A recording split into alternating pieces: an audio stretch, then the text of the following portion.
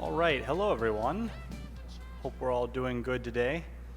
Thank you all for joining me at 6 p.m. I know I need a nap. I'm sure you all do too. It's probably a very long day. My name is Mike Geig. I'm an evangelist at Unity Technologies, and today we're going to be talking about the post-processing stack with HDRP. So what we're going to do is we are going to start by kind of covering what the post-processing stack is, what problems we're trying to solve, what's new in the post-processing stack, and then we're going to see a demo of how some of these parts work. Now, before I begin here, raise your hand if you've used Unity's post-processing stack. A few of you? Fantastic. Great. So let's talk a little bit about what that means. So here we have an image from any game, any project. This is some project we call Neon. And what we have is, this is the image taken directly from the camera. And there's a lot of lights in here, and there are a lot of objects, but it looks very flat. There's not a lot of emotion to it. There's not a lot of depth to it. It's basic. And so what we want to do is we want to apply something called post-processing to enhance this image for us. And so after applying the post-processing stack, we get something like this, where we have a lot of contrast, a lot of color, and the term post-processing basically means that the camera records, the camera takes an image, something that it sees, and we do something to it before we then show it to the player, to the person at the screen, right? So we process it after the render, all right? And so that's effectively what we're talking about, this post-processing. And anyone who was here just previously and saw the talk on the Heretic given by Andy Touch, you probably saw a lot of this stuff and how these things really work together to give us this emotion, this depth. So we've had two versions of the post-processing stack up until now. We started with post-processing version 1, which was really an evolution of what we called our cinematic image effects. Now, from there, we created post-processing version 2, which added things like volumes and all sorts of stuff. We made that a package on our package manager. You could also get it through GitHub, things like that. Now, we're not actually going to create a version 3, and I know actually the title of this talk was post-processing version 3, but there isn't one. So that's kind of the surprise there. There won't be a version 3 of post-processing. Instead, our next post-processing stack is going to be part of the high definition render pipeline, or HDRP. And so that's where we're going with this. Basically, post-processing is going to stop being its own package and start getting integrated directly with a rendering pipeline. And we'll talk about why. So right now, if you want to go and get post-processing and bring it into a project, you could go to Package Manager and you could select post-processing and choose to install it. And that's great. That will install post-processing version 2. And that's going to stay there. That's for people who want to use lightweight render pipeline, for people that want to use standard rendering, but not for people who want to use high definition render pipeline. That's where we are now going to start packaging the post-processing stack directly into the high definition render pipeline. So once you install that, install HDRP, you automatically get post-processing and a nice smiley face. So why did we change this? Why not create a post-processing version 3? Why make it a part of the rendering pipeline? Well, there are several reasons for this. The first is that scalability is hard. And what we mean by that, we want post-processing to run at its best on all platforms. But post-processing is challenging, and it has difficulty knowing if you're on lightweight render pipeline or HD render pipeline or standard rendering, and it becomes non-performant because it has to work across all these different rendering pipelines, and that causes issues. So we figure, let's just focus on one. Let's build a post-processing stack specifically for one, and we're going to see a lot of benefits. Another thing that we've had issues with is with post-processing version 2, our lighting and surface information and processing is in the same sort of order, the same queue, the same time as our camera effects, but they're different things. One is affecting how we're seeing light and surface detail. The other one affects the camera itself. So things like ambient occlusion is a lighting effect. It has to do with shadow. But bloom is a camera effect. It has to do with the camera. And in post-processing version 2, they're all together. And with high definition render pipeline, we can separate them out, which allows us to increase their quality, increase their realism. We also want our post-processing to be fast. So we want to run on the high definition render pipeline fully asynchronous. What that means is we basically want things to have full async operations, taking advantage of something called compute shaders. In order to do that, we need to couple the post-processing with the high definition render pipeline. One size doesn't fit all. We're going to look at what I mean by this. We're going to see several examples, but basically we can't create a bloom effect that works the same way in high definition render pipeline and lightweight render pipeline, because the way light is calculated is completely different. And so we need to have these different solutions. One thing that's worth noting is right now we're rolling out the high definition render pipeline post-processing. In the future, we're going to have a lightweight render pipeline post-processing packaged in with LWRP. So there will be these two separate versions, both built specifically for the render pipeline they're on. And if you're not using our scriptable rendering pipeline, you'll just continue to use post-processing version 2, which works well, and there's no real problems with doing that. One thing that's really cool with high definition render pipeline is this concept of physical light units, physical cameras. And so what that means is light is calculated in high definition render pipeline the same way it's calculated in real life, right? We measure it in things like lumen or candela or lux or these other ways of measuring light. And we have real physical camera aspects, and I'll show you what that means. Finally, we want people who want to push Unity to its extremes of graphical quality to be able to do that. So we want to enable post-processing capabilities that might slow your project down considerably, because maybe you're not making a game, maybe you're making a film. And if you're making a film and it renders at 5 frames per second, that's not a problem. Now games, that would be a real problem, but maybe you're making a cinematic. So sure, it's slower, but it gives you really, really high-end visuals. And we want to enable that for the high-definition render pipeline without also enabling that for the lightweight render pipeline, where it doesn't make a lot of sense. Okay, so I said that I was going to talk more about physical light and physical cameras. And do physical camera settings really matter? Well, the key with the high-definition render pipeline is detail. We want to see as much detail, attention to detail as possible.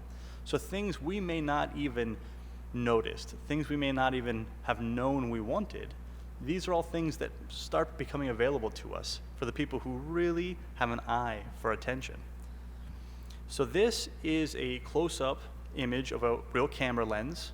We can see the camera has something called an aperture, which is the hole in the middle, and that aperture is formed by these blades which open and close the aperture. So you can see there's blades, and you see that hole there. And these are just some parts of an actual camera lens, right? They have a really big effect on our final image if we're actually paying attention to them. So let's take a look at depth of field. So this is something that is obviously out of focus, all right? The circles we see, these fuzzy parts that we see, that's something called bokeh. That's just a term, it's just the things that are out of focus. So if you look at that orange dot, we call that bokeh. Now, the way our lens is physically set up will actually change what that looks like in the real world. Now, in Unity, with maybe post-processing version 2, with depth of field, we just have one type of bokeh that we can maybe see here. Maybe it's just circular, and that's all we have. But with the high-definition render pipelines support for physical camera settings, we have many types of bokeh that are controlled by how many blades create our aperture. These are things that you couldn't do before. Maybe you didn't even know you wanted before, but these are things that real cameras allow you to control. And if that's something that you want, these are things you can now do. So a high level of detail and control. So another part of just depth of field, I'm only talking about depth of field, let alone everything else, is how the aperture, the size of the aperture, again, affects bokeh, affects that bokeh that we're seeing there. So in this case, we're talking about a lens that's f over 1.8, which basically is a fairly big open aperture. Smaller numbers mean bigger hole, bigger numbers mean smaller hole.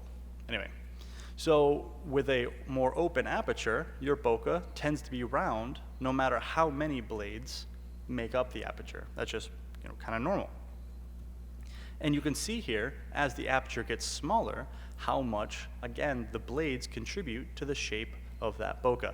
So really, again, minor, small, little details most people would never notice. But now, as a storyteller, these are things that you get to convey. These are, maybe you want it to look a certain way, and this gives you an extreme level of control that you didn't have before.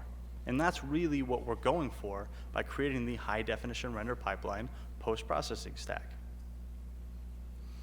Okay, so that was one small example. We're gonna get into the editor and see more, but before we do that, let's talk about some other things that are new.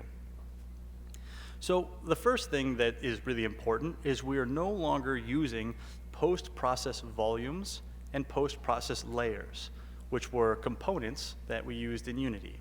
Now, this is just built into the high definition render pipeline. You don't need to create anything special.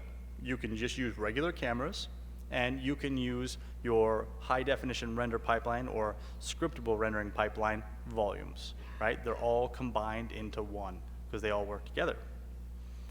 We're now able to have anti-aliasing directly on a camera, even if we're not using post-processing at all. Maybe we just want anti-aliasing, and now we can. Things like the depth of field, exposure, bloom, are all controlled and manipulated by physical camera settings if you'd like. Also, in previous versions of post-processing, our biggest sort of effect was color grading. And color grading was how we did brightness and saturation and contrast and temperature and color corrections and all tone mapping, just all of these things made for one really big effect with all these buttons and stuff that could be a little intimidating. And so we've actually added a lot more to it and broken it up into several smaller pieces. So now it's much more similar to, say, Photoshop's adjustment layers or something like that. So much smaller controls, but there are just more of them. Finally, by building the post-processing stack directly in the high-definition render pipeline, we're able to make it perform a lot faster. So as one example, bloom is usually fairly performant, fairly fast as far as effects go, but with the high-definition render pipeline post-processing, bloom is 160% faster, or 1.6 times faster, which is awesome because it's free performance. Why wouldn't you want that? Okay, so let's go into the Unity editor and let's see an example here. That is a person jogging. That is not the demo. So there we go. Perfect. Okay, so you may recognize this as being, the heretic. However, you may also notice that it's very, very dark because I've turned off the post-processing, the things that allow us to brighten this up and control the color and things like that. This scene here does not have a lot of light in it. There's not a lot of actual lights in here. And so without things like tone mapping and color correction, it tends to be dark and flat. And so we're gonna look at some ways that we can fix this. Now, before I do that though, I am gonna go up to my window here and I'm gonna open up my package manager.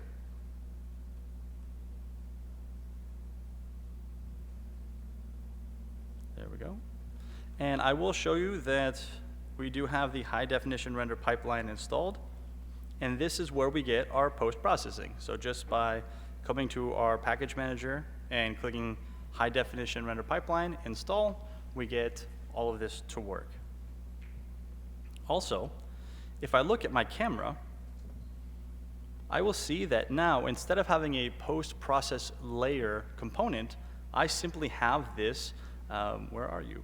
Volume layer mask right here, where I can tell it what layer my post-processing is on. So that's just built directly into the camera now. I don't need to add special things for that. I also have anti-aliasing built directly into the camera. Again, no need for extra components or anything. And I have all of these physical settings. So I can choose what type of camera I want to use, whether I'm using maybe like a super 8mm, like old school style, or maybe I want to shoot IMAX equivalent or something like that. I can create my sensor size, my ISO, shutter speeds, focal length, aperture. I can control just so much stuff through here, which again is all about being physically accurate. Now, I want to go ahead and start using post-processing. I want to make this brighter, all right? I want to make this whole scene a bit brighter, so I want to control its exposure. And so to do that, the first thing I'm going to do is I'm just going to create some new game object here in my scene, and I'll just call this something like PostFX, if I can spell it right. There we go. And I am going to add to this a component, which will be a volume component, not a post-process volume. That's the old style. The new is just the volume. It's the same as my rendering pipelines. And I want this volume to apply to my camera no matter where my camera is. So I'm going to say that this is a global volume. So no matter where in the scene my camera is, this volume will be applied. Now, I don't happen to know if there are any other volumes, any other profiles currently running in this scene. I didn't build this project. So I'm just going to give this profile a higher priority, a priority of, say, 2, to make sure that it wins over any other profiles, because I believe all the other profiles had a priority of 0. And then I'm just going to create a new profile here. And there we go. Now, I want to go ahead and add exposure to this, and so I'm going to click Add Override. And before, I would go to my post-processing effects. But like I said before, lighting and surface preparation should be separate from camera processing. So now exposure is just here as part of my lighting calculations. So I'll add some exposure. Now, a thing that will often get you, the thing that will often trip you up, is if I turn on this exposure fixing, this exposure, and I set it to automatic, I should see a difference in my scene, but I don't. And there's got to be some reason I don't see a difference in my scene. And so this will often trip people up. But if I go back to my camera, and if I look, my camera is looking for game objects on this volumes layer. And so if I go back to the game object I created, I will see that it is on the default layer, and that's a problem. So I'm just going to go ahead and change the layer this is on, and then all of a sudden, I have exposure. And there's a lot of things I can do here. I can choose the weighting mode of my exposure and all that stuff. I could choose curve mapping, and what curve mapping does is it allows me to create a curve to make little adjustments like that. I don't actually know how to use the curve. I mostly just move it around and say, that looks good, but I don't really know what I'm doing. So that's not the one I'm going to use. I could also use physical camera. Now, when I click use physical camera, my screen turns black. And that's correct. That's actually the right thing for it to do. If I look at my camera, I can see why. And I have a script on here that prevents me from making changes. I'll just turn that off. And so if I look here, I can see that I have a very, very small aperture. I am shooting a very fast shutter speed with a very low ISO. So it's just too dark for my lens to see anything. But if I were to, say, increase the size of my aperture to be fairly open and change my shutter speed to, say, like 30 seconds, that's what it would look like. If I was taking 30 seconds every frame to record this scene, I would be able to see it. I could also decrease my shutter speed here to maybe like 15 seconds and then change my ISO to control its sensitivity to light. And you can see as ISO goes up, it adds noise. That's normal. That's what ISO does in the real world. Your really high ISO adds a lot of noise. That's just normal. So anyway, so I have a lot of control there. Now I'm going to go ahead and set this back. And I will go to my post-processing profile. I'm not going to use my physical camera. I'm going to go to fixed, because that's just what we have set up in this project. But I could, so I'm going to set this to something like that. So there we go. And so that is where we want this to be. I still have a lot of noise. I think it's because I need to turn this back on. Or maybe my camera just has noise right now. Fine, whatever. So I've got my fixed exposure. The next thing I want to look at is depth of field. So I want to do things like maybe isolate the coin while making his face maybe blurry. So I want to control where the viewer is looking, and we can do that with this thing called depth of field. So I'm going to add another override here. This one is under post-processing, and it is called depth of field right here. And I can choose some focus modes, and I'm going to choose manual. And so depth of field works in such a way that there's an area that's blurry in front of you, and then an area that's clear, and then an area that's blurry. So it's like a sandwich with the thing that you want to see in the middle. And so I can start just setting my near sharpness. I can bring this in here, something like that. And then I can start working with my far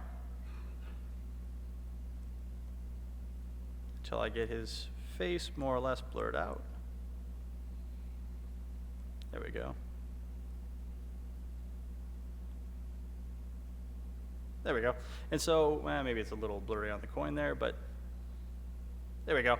And so the coin can be blurry and his face, or the coin can be sharp and his face can be blurry, and that makes you want to look at that coin there. That's one way of doing it manually, and that's usually how we would set up depth of field in the past. But we now have a new way of doing it using the physical camera settings. So if I go to my use physical camera settings, I can now just basically say, okay, well, if my camera was 140 millimeters with an aperture of 27, where would my focal plane be? What kind of depth of field would I be looking at? And on the effect itself, I can just control where in the scene I'm focusing. So I could maybe bring this in here, say, okay, at some point there we go, where the coin's in focus, but his face is not. Using that, and then of course, if I go to my camera, I have the ability to adjust my aperture size to further control how much blur, how much bokeh, how much of that stuff we get, simply by just changing my physical camera settings. This is really, really cool. Now, I'm not going to leave this depth of field on, because each of these scenes would require different depth of field setup. So when using timeline, we might have many tracks. Each track controls the depth of field for each particular shot. So right here, he's out of focus, which I don't want. So I'm just going to come back here, and for now anyway, I'm just going to turn off depth of field. I just mostly wanted to see it and show how that one works. So after playing around with some of my physical camera settings, I want to show off just some of the more stylized camera effects, some of the things that maybe help us tell a story. Maybe they don't make us physically accurate, but helps us convey some emotion. One of my favorite ones is one called Chromatic Aberration. And so I'm going to click Add Override, Post-Processing, and I'm going to select Chromatic Aberration. Now, Chromatic Aberration has been changed in this version. So it used to only allow us to have a small amount of chromatic aberration, but in this version, they've actually allowed us to go very extreme with it. And so I'm just going to turn on my intensity and just start dragging this up here. And you can see just how much color banding we can get. And again, it makes it feel very much like a dream sequence, or maybe our player has been drinking a lot of alcohol or whatever, but it really helps us sort of build this sort of wild color banding on the edges. So that's one effect I really like, and I can leave this and maybe just turn it down a little bit, something like that. Another really cool one, let me just go to Add Override here, and I'm going to add Distortion. And the way distortion works has also been changed quite a bit in this version. So with distortion, we now have the ability to do a lot of intensity on this. So I can maybe really distort the screen out to get an extreme fisheye lens if I want. Maybe something like that. That's a good look. I like that. So we can do something like that. How about a kiss? Okay, or we could say, yikes, no way, get away from me. And push it the opposite direction. That's a good look. I like that there. But so yeah, so this distortion allows us to do a lot of just really cool things like that. Again, simulating very specialized types of lenses. We also have the ability to change where this is centered in our scene. To do, I don't know why you would want to do that, but you can do that, so why not? So that's one type of lens distortion. There's a more common type used in films though, so I'm going to turn this off. And this one is relatively new, and this one is called Panini Distortion, or Panini Projection, not like the food. And if I click on this, what I'm going to see is it really sort of makes the front come forward and the back go backwards. This isn't maybe a great shot for that. Let me move over. Here might be a better shot, where you can see the center kind of bowing out. If I turn off my crop, we'll see what's actually happening is this. And that's called Panini Projection. We see this a lot in movies. So again, just more ways that we can set these up to do some cool stuff. All right, so now what I want to do is I'm going to show off some color grading, what the new color grading has turned into. And so I'm going to, again, click Add Override. I'm going to go to my post-processing. And so I no longer have color grading. I have things like white balance, tone mapping, split toning, so many of these varieties, some of these versions that all came from color grading. So one of the ones I like is split toning. Who likes to take pictures of themselves with their phone and then change the colors and make them look real weird? Anyone do that? No one does that here? You're liars. Okay. So let's take a look at what we can do. With split toning, I can define some color for my shadows and some color for my highlights. And so let's say that I want my shadows to be red. Sure. And let's say I want my highlights to be yellow. And we can do something like this, where we can adjust the balance of it, or maybe we want to do green and orange, or whatever we want to do. There we go. And we can create whatever kind of effects we want. Instagram filters or whatever, you know, just make you feel very artistic, even if you're not. And so that's one way we can do this. We also have things like these trackballs, which I'll show you here. So in the past, we had lift, gamma, and gain. And lift, gamma, and gain really means shadows, midtones, and highlights. Well, in this version, we also have shadows, midtones, and highlights, if that's how you would prefer to work on it. And so what that allows us to do is it allows us to say, kind of do the same thing, where maybe I want my shadows to be very red, and I want my highlights to be very, what color do I want my highlights to be? Something like that. There's not a lot of highlights in this particular scene here, so it's kind of hard to control. Let's go to a different one.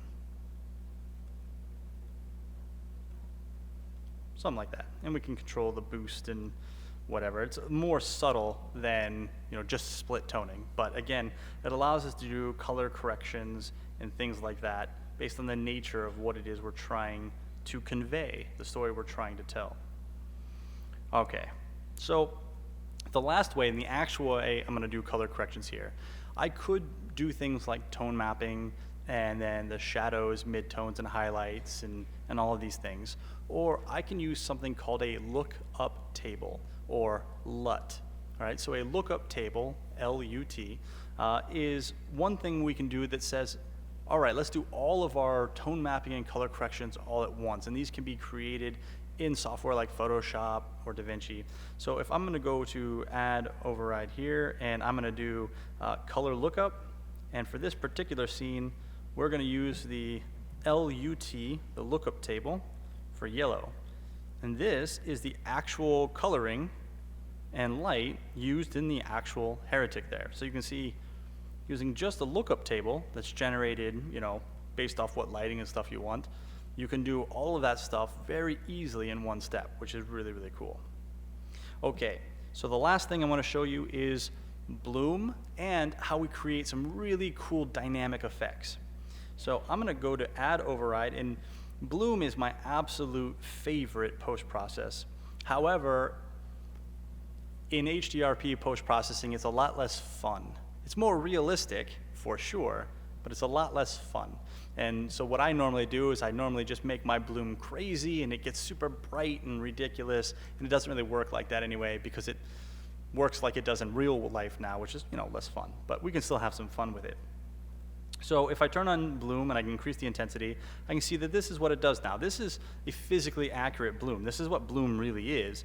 Bloom is where light hits the imperfections on a piece of glass and a camera lens and flares out and creates this sort of fog to it. So that's really what bloom kind of does there. Other versions of bloom we've had in the past haven't really been accurate, which is why they were doing all these wild flaring things and stuff like that. So this is what bloom really does. And I'm going to turn this to something more subtle here. But one thing I do want to have happens right around here. This part. This part's interesting because it has a light shining directly into a camera lens, in this case our Unity camera. In real life, when that happens, things flare.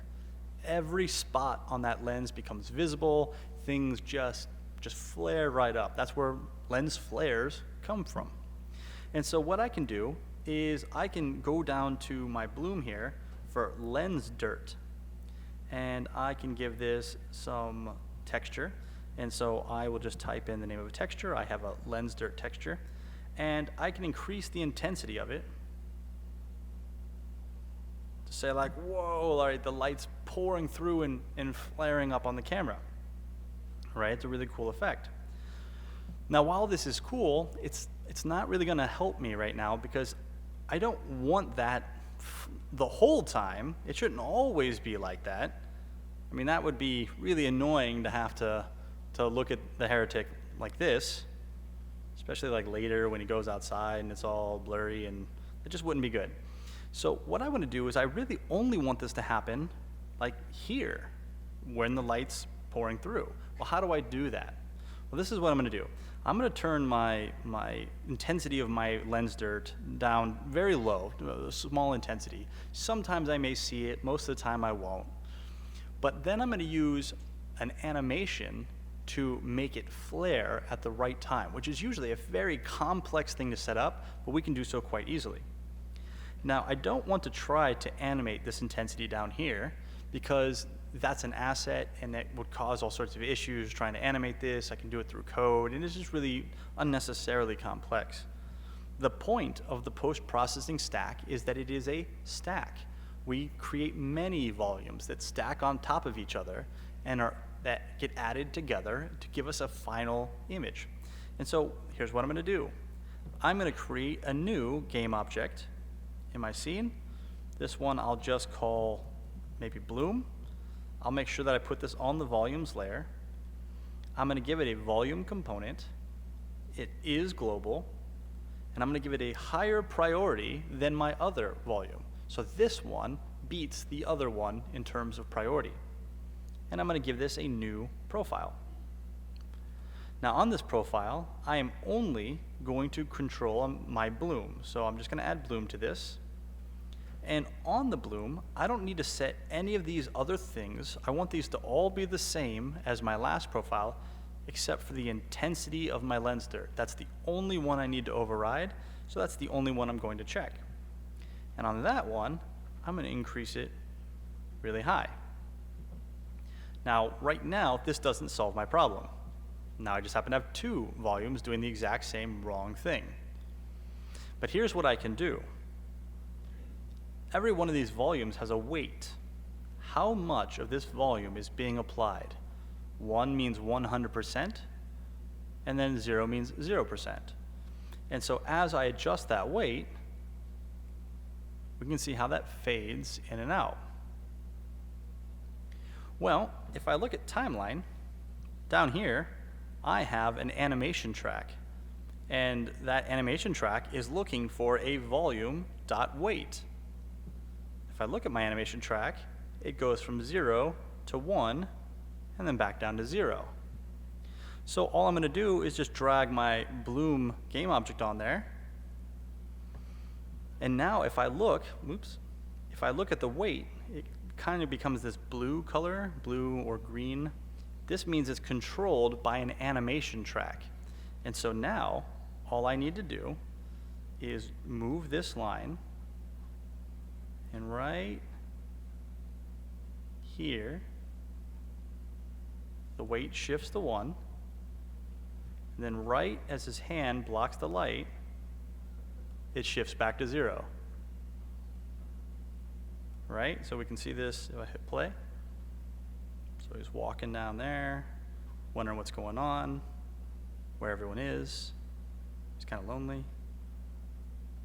And there we go. It's a subtle effect. I probably would turn that bloom down a little bit. It's a subtle effect, but it's an incredibly powerful thing to be able to set up so very easily with just a couple keyframes on an animation track. And that is pretty high. Let's tone that down a little bit. But there we go. And so I can stack multiple of these. I can use timeline to control their weights. I can use timeline to control when they're applied and things like that. Okay. So that's going to wrap up the talk. I wanted to leave plenty of time for questions and answers. So thank you all for your time. If anyone has any questions, please feel free to let me know, and I'll be happy to answer them. Thank you. Yes, sir. I know. I make that really awkward because you can't really clap because people are now talking. But thank you. Anyway, yes, sir.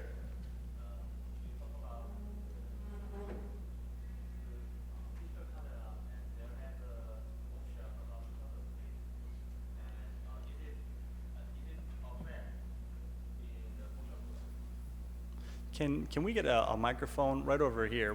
Can you lift your hand up again, please? Right there. I believe I heard something about motion blur, but I want to make sure. You talk about the physical camera, and there has an option about the shutter speed or ISO. And you know, ISO has effect about noise, and also shutter speed affect motion blur, length of motion blur, shutter angle. So it's the same, the physical camera and rear camera, and more shutter speed and then motion blur is very short. So the question is basically, will shutter speed affect motion blur? Yes. Just like ISO affects noise and things like that. And Exactly. the answer is yes. So well, we can choose whether or not we want that to happen. So we can say yes or no. There's a checkbox to allow the physical camera to use what we call motion vectors. But yes, that is an option. Other questions?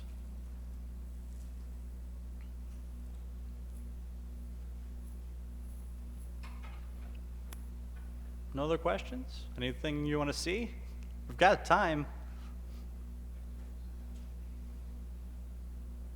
Man, are you all tired? You just had to sit there. I had to be up here. All right. How much time do we have left? 10 minutes? Yes. We can stare at each other for 10 minutes. Yes, sir.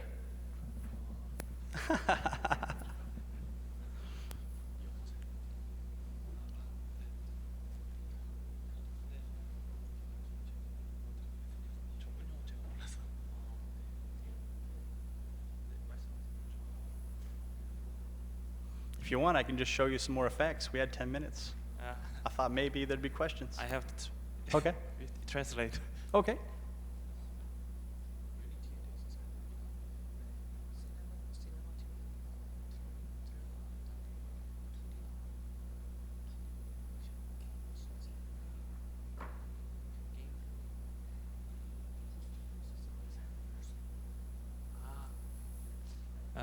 His question is it possible to use post-processing in real-time game or 2D game? So the question is, can you use the post-processing stack in real-time games? And the answer is absolutely yes. That's what we've built it for. We're looking at performance.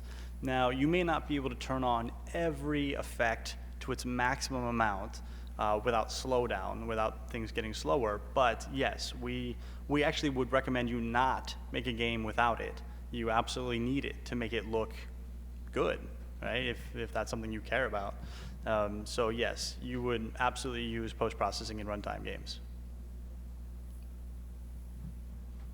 One thing I can throw out there too while we're waiting for the mic to get there, with the new Cinemachine that's coming out, or is out now, we actually have support for the cameras themselves to have their own high definition render pipeline volumes attached to them, so that using timeline or having Cinemachine cameras move around will change the image effects for you as they move around, which makes it so we don't have to set up so much individual timeline stuff. It actually makes it very, very powerful. Yes? Her question is, how many things that she can use a mobile system? I'm sorry? When she developed in mobile, how many program that she use? Okay. How many? So the question is about using post-processing in mobile games. Now, obviously, what we just looked at was the high-definition render pipeline post-processing, which you wouldn't use on mobile. However, there is post-processing version 2, which works very similarly, and we're going to have a new lightweight version that's also coming out specifically for mobile. Now, with that, the question of how many effects can you apply, it really depends on the types of mobile devices you're targeting. So, you could maybe use Ambient Occlusion, which is actually a very heavy effect for mobile to need to do, only a little bit, but you could use things like bloom and color correction a lot, right? So it depends on the types of effects you're using. Some don't cost anything, and some are very expensive on mobile devices. Cool.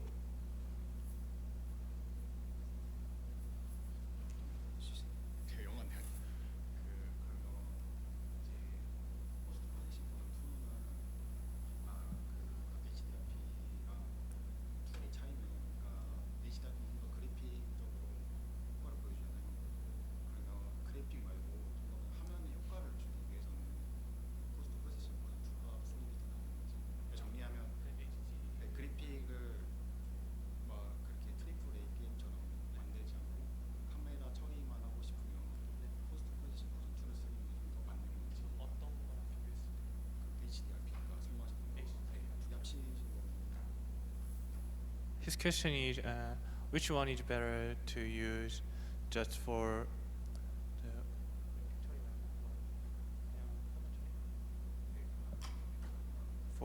for picture, like common 2D picture?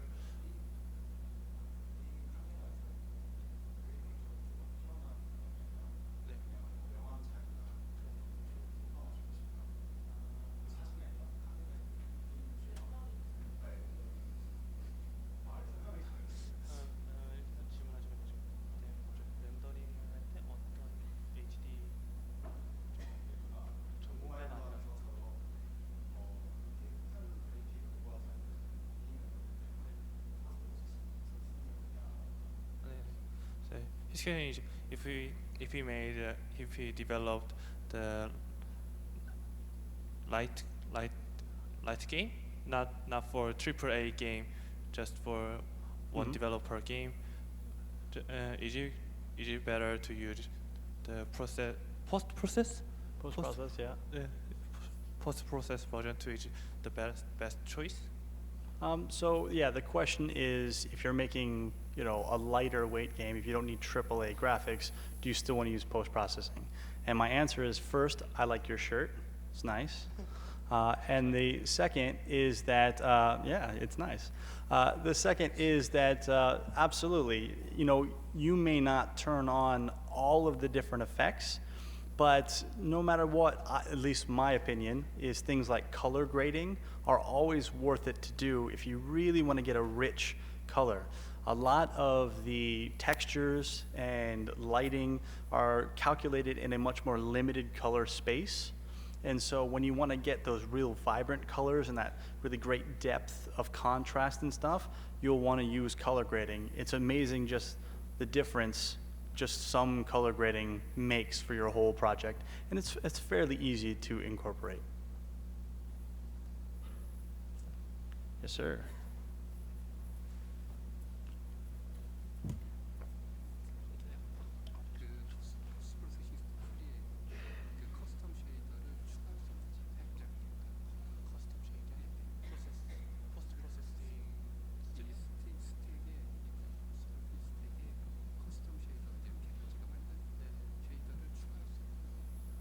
So his question is it possible to add his custom Effects? Yeah, custom shader. So the Add- question is, can you add custom effects to the high definition render pipeline post-processing? And the answer is not yet. We want to. We support it with version 2 of post-processing. We will support it with high definition render pipeline very soon. But right now, we haven't enabled that functionality. But I would say very, very soon, we'll push an update that has that in it. Because actually, when I said I would do this talk was going to be about creating custom effects. And then they said, oh, well, you can't do that. And I was like, oh, no, I have to change my talk because that was my plan to talk about. So very soon we'll have that. How could you set up physical camera parameters when we are dealing with non-human scale things, in example, Ant-Man or galactic scale overview? How could we set up the parameters for physical camera? So how do you set up the settings for physical cameras? Yes. So- not in a human scale, extremely small or extremely large scale, in galactic or Ant-Man. Very so- small, very small. Very small cameras? Yes. How small are you talking about? Imagine the Ant-Man movie. Really, really small camera. Yes. I don't know. So, I mean, we've constrained ourselves to most common camera sizes from obviously very small apertures, very short focal lengths to very large apertures, very long focal lengths. But anything that is even more extreme, you wouldn't set up through the inspector. You could use code, a script, to then just set the values that way.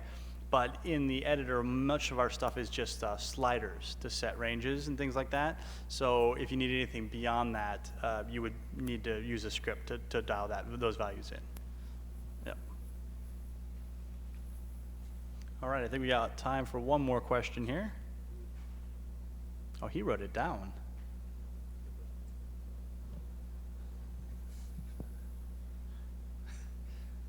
His question is he's really interested about this post-processing because of high quality. He's a common programmer, so how he thinks it need the knowledge about camera. He thinks it is necessary to know the knowledge of camera. Mhm. So he said his question is how can he start as a starter? So the question is about having camera knowledge, right? So a lot of what I did involved using physical camera settings and stuff like that. Or maybe I don't have the question right. 이게 아트 영역이잖아요.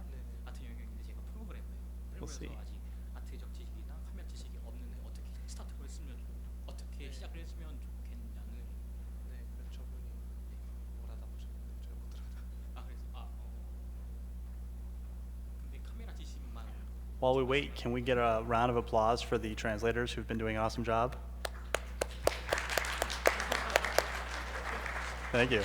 Okay, yes. His question is he don't know about art. He don't know about camera, so he want to know how can he start without art or knowledge of art or knowledge of camera. He's a starter of this program, so he don't know about art.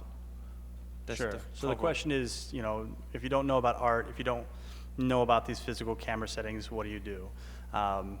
Now, I would make a joke that no one knows about art. That's the point of art. But a real answer is that neither do I. I mean, honestly, a lot of what I do with post-processing is just moving things around until I find the look I'm going for. And that's how I learned to use much of this. Now, the physical camera stuff is a little easier because it's based on real cameras. You study photography a little bit, you study videography a bit, and that's effectively what we're doing. We're trying to make this as realistic as possible. If you happen to be math inclined, it's all math, right? Which is what makes it cool. But realistically, it's just a matter of just learning about structure of a lens, or what does ambient occlusion mean? The words mean even. What does chromatic aberration actually do? Because these are all based on real world phenomenon, real world effects. For instance, if I have a lens that's really, really thick on a camera, then the edges are going to be refracted and you're going to see chromatic aberration. That's a real physical phenomenon. It's not something that was just invented. And so this all comes from the real way light works. And so, you know, that may be a big topic to study, but really a lot of people have written a lot of really good books or articles specifically about this sort of stuff in games. So I would start there. Awesome. Cool. And that's the time we have, so thank you all very much. Cheers. Yeah.